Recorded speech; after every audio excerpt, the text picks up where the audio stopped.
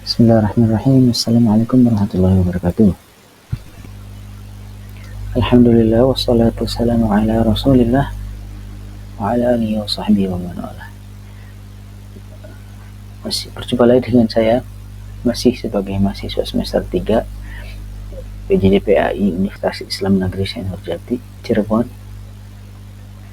Seperti pada video sebelumnya, saya akan mempresentasikan juga makalah yang sudah saya input ke dalam PPT. Baiklah, langsung saja kita ke materi presentasi. Pendahuluan. Oke. Kesenian tradisional Cirebon mencerminkan kekayaan budaya yang mengandung nilai sejarah, spiritualitas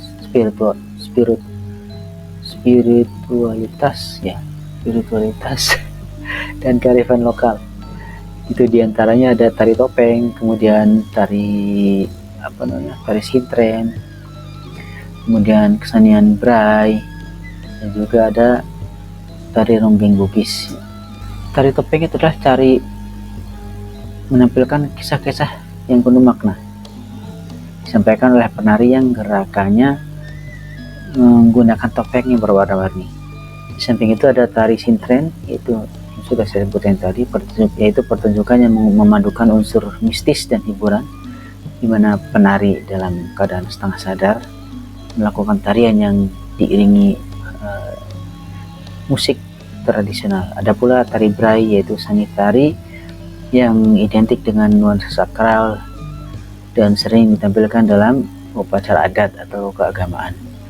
Sementara itu, tari ronggeng bugis menonjol dengan keunikan penarinya yang seringkali sebagai penari seorang pria yang berdandan seperti seorang wanita. Itu menciptakan suasana hiburan yang khas dan meriah. Keempat kesenian ini tidak hanya menjadi identitas budaya Cirebon, tetapi juga warisan yang terus dilestarikan dari generasi ke generasi.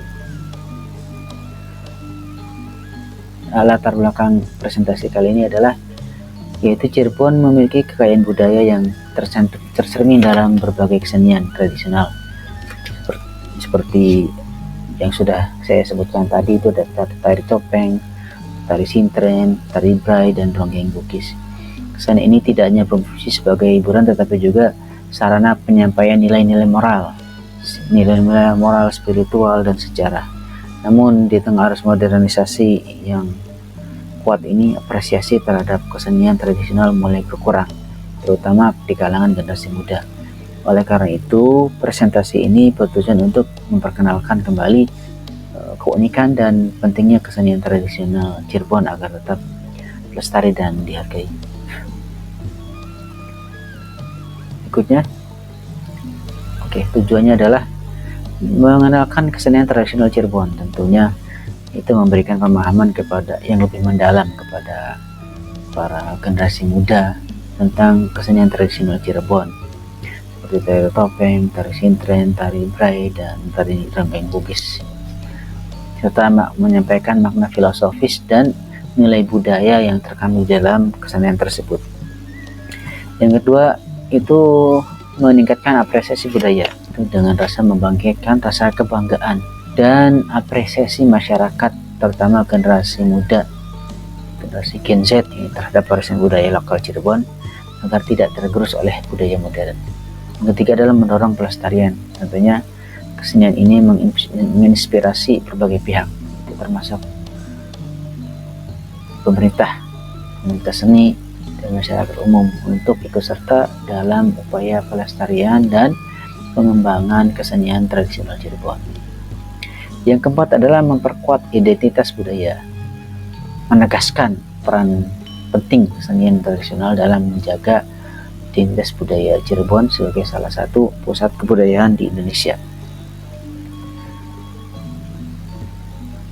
Slide berikutnya adalah, ini dia sistem kesenian Cirebon yang akan ditampilkan, yaitu pertama adalah tari topeng, kemudian ini foto kedua ini adalah tari sintren, yang ketiga adalah tari bray atau kesenian bray, yang keempat adalah tari ronggeng bugis. Langsung saja kita ke slide berikutnya, itu adalah tari topeng. Tari topeng Cirebon ini memiliki akar yang kuat dalam tradisi dan sejarah panjang masyarakat Cirebon. Tarian ini diyakini sudah ada sejak kerajaan Pajajaran dan Majapahit sekitar abad 10 hingga abad ke-15. Seiring waktu, kesenian ini berkembang pesat di wilayah pesisir utara Jawa, khususnya di daerah Cirebon, berkat pengaruh dan berbagai kebudayaan seperti Hindu, Buddha, dan Islam.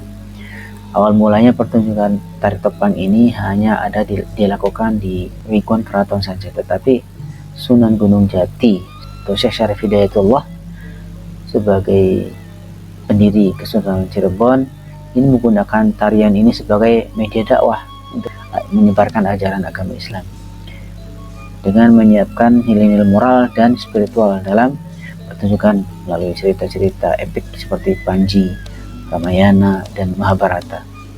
Tari topeng juga menjadi sarana untuk menyampaikan kisah kepahlawanan dan nilai-nilai kehidupan kepada masyarakat. Tidak hanya mengandung unsur hiburan dalam tari topeng, tari ini juga mempunyai nilai-nilai dan pesan tertentu. Beberapa di antaranya adalah nilai tersebut hadir dalam bentuk simbolik, di mana masih perlu pengertian supaya bisa dipahami maksudnya dalam setiap aspek kehidupan. Oleh sebab itu, tari topeng dipercaya mempunyai nilai pendidikan seperti cinta, kepribadian, penggambaran hidup manusia dari kecil hingga tua, dan tentang angkara murka. Berikutnya ada tari sintren. Salah satu kesenian tradisional yang dimiliki oleh Cirebon adalah tari sintren, yang mana tari ini itu tari tradisional yang menggambarkan kesucian dari seorang wanita yang mengandung unsur magis. Pada awal sebelum terbentuknya struktur sintren yang ada seperti sekarang, yang berupa tarian dengan wanita di tengahnya, dahulu awal kesenian ini dipercaya dimulai dengan keaktifan berkumpulnya para pemuda yang saling bercerita dan memberikan semangat satu sama lain, terutama setelah kekalahan besar pada Perang Besar Cirebon yang berakhir pada sekitar tahun 1818. Dalam cerita lisan masyarakat Indramayu dikenal dengan nama Secak Branti, yang dipercaya sebagai abdi Pangeran Diponegoro yang berhasil lolos dari Belanda setelah kekalahan Perang Diponegoro yang berakhir pada tahun 1830. Dikatakan bahwa Secak Branti ini melarikan diri ke wilayah Indramayu. Di sana dia bergaul dengan para pemuda dan suka membacakan sajak-sajak perjuangan pada musim panen tiba, di saat para pemuda sedang banyak berkumpul. Secak Branti ini kemudian ikut bergabung dengan menyanyikan sajak-sajak perjuangan. Aktivitas menyanyikan sajak-sajak ini kemudian diketahui oleh penjajah Belanda dan kemudian selanjutnya dilarang oleh penjajah Belanda. Penjajah Belanda hanya mengizinkan adanya suatu kegiatan yang diisi dengan pesta, wanita, penghibur, dan minuman keras. Kegiatan ini juga berusaha Belanda lakukan di dalam Cirebon sebelum berakhirnya Perang Besar Cirebon. Bahkan para prajurit Belanda yang berada di kota Cirebon senang dengan kegiatan mabuk-mabukan diiringi dengan para penari tayub. Hal ini yang melatar belakangi digunakannya penari wanita sebagai kedok dalam pertunjukan tari sintren. Sementara fokus utamanya adalah bagaimana syair-syair perjuangan itu dapat disampaikan dan dapat didengarkan oleh para pemuda sehingga semangat perjuangan mereka dapat tetap berkobar. Oleh karenanya pada tahap ini sebagian kalangan penerjemah sintren sebagai sinyo dan trenten, yaitu sinyo adalah pemuda, trenen adalah berlatih, yang artinya adalah pemuda yang sedang berlatih. Kemudian berikutnya adalah Bray. Kesenian Bray termasuk kreasi musik dengan syair puji-pujian terhadap Sang Pencipta. Ada pesan kecintaan dari manusia terhadap Tuhannya ketika memainkan kesenian Bray. Terdapat berbagai versi penamaan Bray pertama adalah berasal dari rombongan Syekh Datuk Kahfi bersama rombongannya yang salah satunya bernama Bray. Saat itu dia tengah menabuh alat musik terbang sebagai sembari melantunkan puji-pujian. Kemudian versi kedua adalah berasal dari rasa cinta yang mendalam akan Tuhan dengan mewujudkan melalui kesenian Bray. Kesenian ini dikenal dengan syair Islam yang dinyanyikan mendorong munculnya istilah Bray Maring Pangeran atau rasa cinta terhadap Allah Subhanahu wa taala. Sampai sekarang Bray masih dipertahankan di acara-acara kebudayaan dan keislaman di wilayah Cirebon dan sekitarnya. Ketika acara Bray dilaksanakan, biasanya menggunakan alat musik terbang. Maksudnya bukan alat musik yang terbang-terbangkan, dilempar-lempar, tapi terdiri dari rebana, kemudian kendang serta dugdug. Dugdug itu sebuah kendang besar yang fungsinya adalah sebagai bass. Pola nada terbangan ini biasanya mengikuti alunan nada salawat dan puji-pujian terhadap Allah Subhanahu wa taala. Di samping sebagai sebuah kesenian dan media penyebaran Islam, Bray itu juga lahir dari akulturasi budaya antara Cirebon dan budaya Arab Timur Tengah. Ini terlihat dari adanya penggunaan syair-syair bahasa Arab dan bahasa Cirebon yang saling berkaitan satu sama lain. Uniknya, bahasa Cirebon yang digunakan dalam acara Bray tersebut biasanya itu bukan terjemahan dari bahasa Arab itu sendiri, melainkan itu sengaja dibuat untuk sebagai tema-tema ajakan menuju keislaman.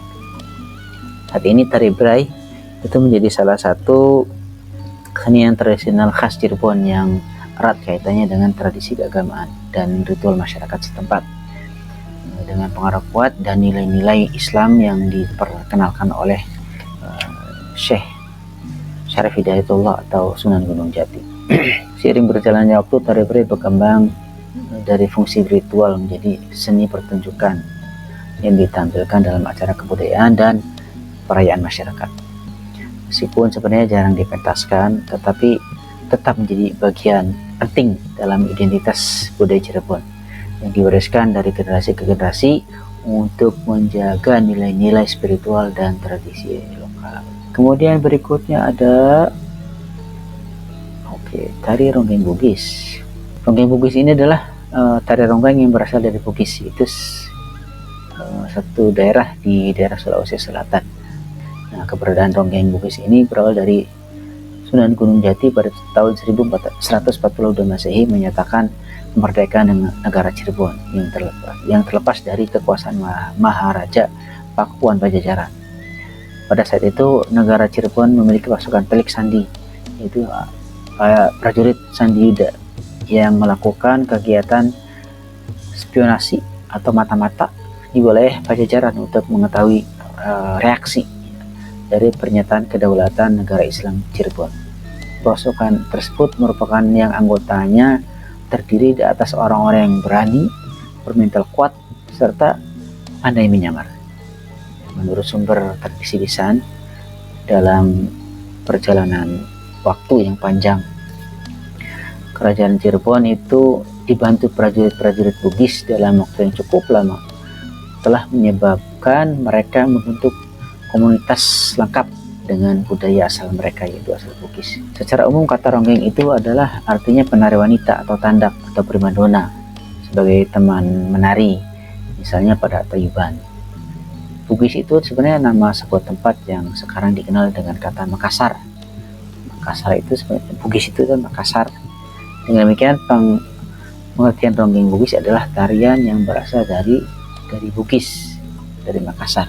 Ketika bantuan kerajaan Bugis sudah tidak diperlukan lagi, maka sebagian mereka kembali ke tempat asal mereka, ke Bugis, dan tetapi sebagian kecil tetap menetap di daerah Cirebon karena sudah merasa betah atau terikat tali pernikahan dengan orang-orang Cirebon. Pementasan ronggeng Bugis ini diiringi biasanya oleh gamelan yang terdiri atas kelenang, gong kecil, kendang kecil, kecrek, dan saron. Para penari semuanya itu laki-laki biasanya yang menggunakan kebaya berwarna merah mencolok. yaitu memakai sanggul kecil ditempatkan di belakang kepala dengan posisi miring. Make upnya juga mencolok, kemudian gambar bibir yang miring-miring, sehingga perpaduan ini seluruh hiasan itu digunakan untuk memunculkan kesan lucu yang mengundang gelak tawa biasanya. Dan tata rias pakaian yang digunakan tidak selamanya baku. Semua itu kadang berubah-ubah sesuai dengan bayangan kesan yang akan mengundang gelak tawa. Jumlah penari dalam tari ronggeng itu tidak ditentukan, tapi biasanya rata-rata berjumlah antara, dari yang saya baca itu adalah 4 sampai 9 orang.